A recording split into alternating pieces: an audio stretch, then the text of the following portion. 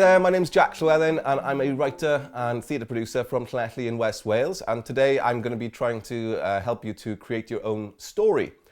So it can seem quite a daunting prospect really of writing a story. How do we start? So I'm going to try and break it down into quite a simple process over time, but the first thing we're going to look at is using our imagination.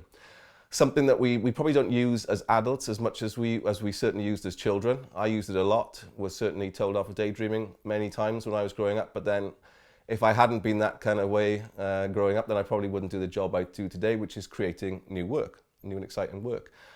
I know people in the NHS face a very stressful time. My wife is a midwife. I know she works very, very, very hard, long 12-hour shifts at times.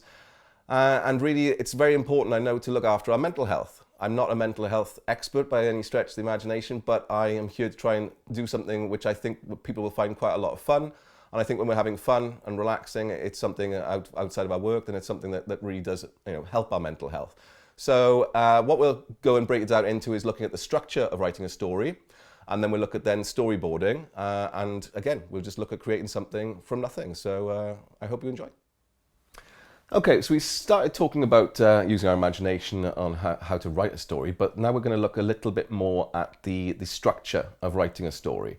So I'm going to point out the 5 kind of areas of structuring it, but also look at an example of a famous film, just try and explain also how it works in real life, just to simplify it a little bit. So the first thing we look at when we're writing a story is something which is called the exposition.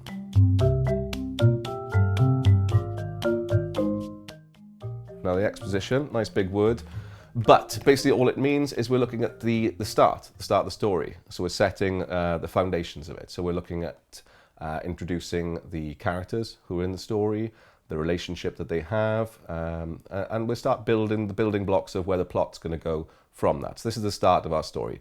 Don't get too scared about the big words or how the structure works, because I'll explain it through the process this way, and also we'll do a storyboard later, which will again even simplify it further. So if we take a film example, which I think most people know, something like Titanic, the exposition would be the fact that when we meet the characters, for instance, Jack, who wins his ticket, I believe, for the film, if I remember, to get on Titanic, and Rose, the very, very wealthy upper class woman, and then they meet on the boat in their kind of different facets where he saves her from jumping off at one bit. So it kind of tells us the start of the story. So then we look at the second part of structuring, and this is called the rising action.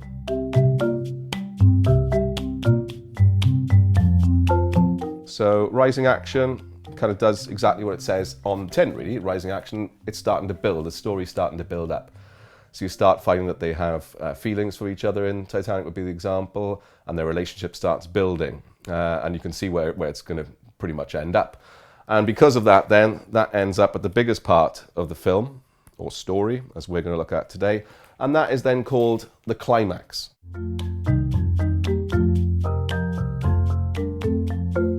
Okay, so it's the big point of the film. So this is when all of a sudden everything is discovered about their relationship, for instance, and of course at the same time this is happening, the ship starts to sink. So it's a very, very, very powerful moment in the film. It's the biggest moment of it.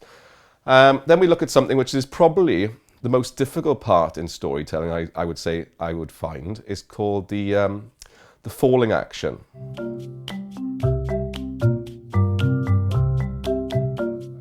The falling action, if we look at the example of Titanic, that would be something along the lines of where all of a sudden the ship is now properly sinking, people are starting to leave in the lifeboats if they're fortunate enough to get off it, or in Jack and Rose's instance, it's the bit where they're both holding on to the wreckage of the ship and hoping to survive, but unfortunately, obviously, in the end, Jack succumbs to the cold, and that's the end of the falling action.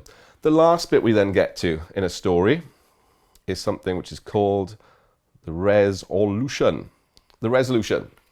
So the resolution in Titanic, that's the bit at the end you would see where, of course, you see the older version of Rose as she is, and she's actually obviously telling the story from her point of view from it, and it kind of sums up and finishes the film quite nicely. So this will be the end of our story. Somehow we will finish the story, whether it be on a comical end, a fun end, or maybe a sad end, or even an open end, if you are thinking of maybe even going into a sequel, but I think that would probably be a difficult one for a ship that's already sunk on that one. But yeah, that's how we structure it. And now we will look at storyboarding in the next section.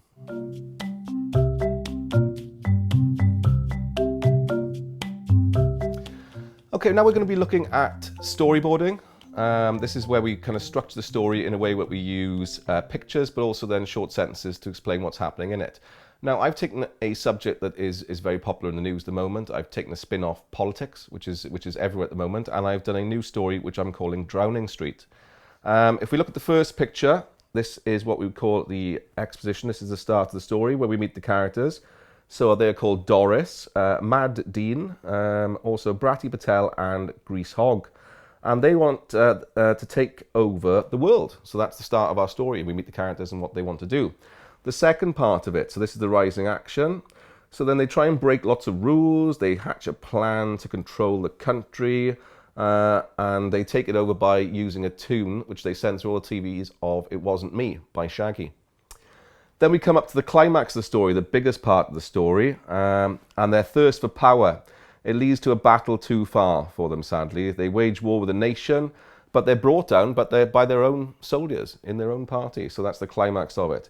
We come then to the falling action part, which is Doris and his team, including the Haunted Pencil. They move to Barnard Castle, and then a new team takes over. And Doris and his cronies, they rue the day they were crossed.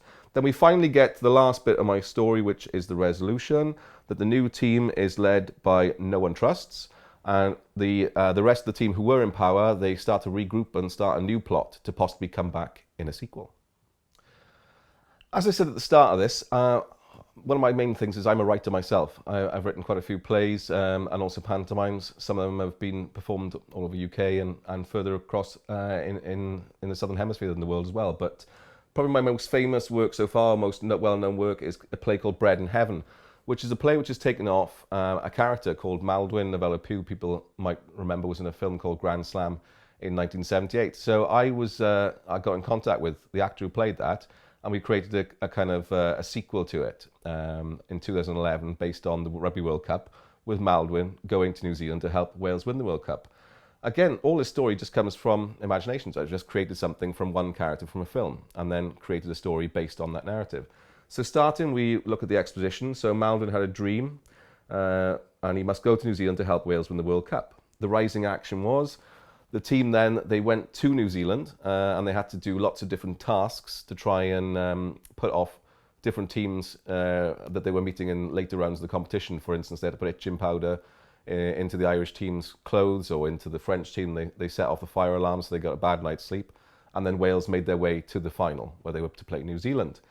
In the climax then, Maldwyn, unbelievably, in the last couple of minutes of the game against New Zealand, with the scores very close at that point, comes on with the chance to win with the last kick of the game. And Maldwyn, incredibly, at the age of probably about 65, kicks the ball over and Wales win the World Cup. We then moved on to the falling action, which is the fact of them reveling in the win, basically. There's also a subplot that they'd taken Maldwyn's sister there, unbeknown that there was a rugby tournament on, which of course she found out as well at the climatic bit, which was a kind of a subplot to say in that. But then of course she discovered that how great a place New Zealand was and forgave everyone and got straight into the after glory of winning the tournament.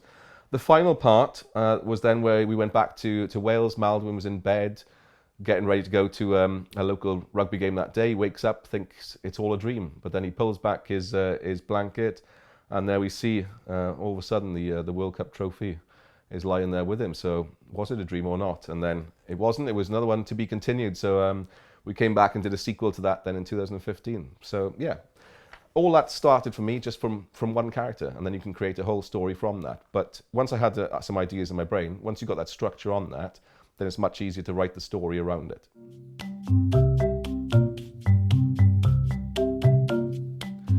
So that's it for me. Now it's over to you to try it yourself. We've looked at it and broken everything down from when we look at the 5 structures of creating the story. So we look at, remember, the exposition, the rising action, the climax, the falling action, and then the resolution. you have to use your imagination for this to work, otherwise it won't. I mean, this is where you take yourself into a kind of a relaxed state and have some fun with things.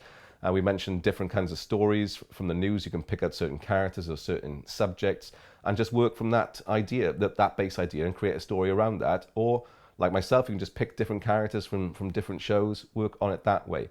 Storyboarding I find really helpful because it breaks the structure up, and once you've got that in place, the dialogue then I find comes quite naturally. If you want to try something different as well, try and think of characters in your family, your friends.